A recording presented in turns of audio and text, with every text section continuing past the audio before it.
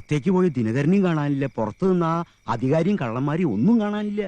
അവര് പിന്നെ എവിടെ പോയി? അവരെ ഇനി വല്ല കള്ളന്മാരും പിടിച്ചിട്ടുണ്ടോയോ?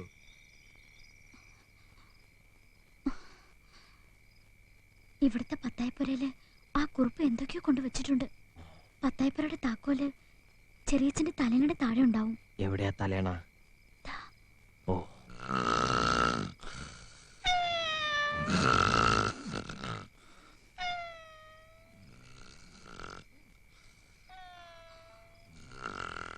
എന്താകത്തൊരു ശബ്ദം? അപ്പൊ മറ്റതോ? ഓ, ഞാൻ വിചാരിച്ചു ബെഡ്റൂമിൽ ജനറേറ്റർ ഓൺ ചെയ്ത് വെച്ചിരിക്കാന്ന്.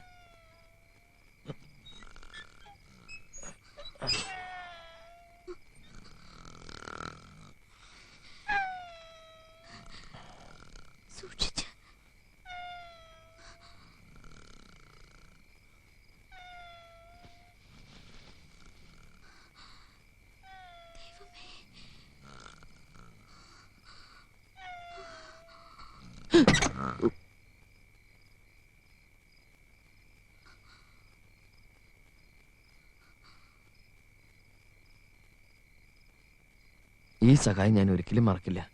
പറയേ, ഞാൻ എന്ത് പ്രത്യുപകാരം ചെയ്യണ്ടേ?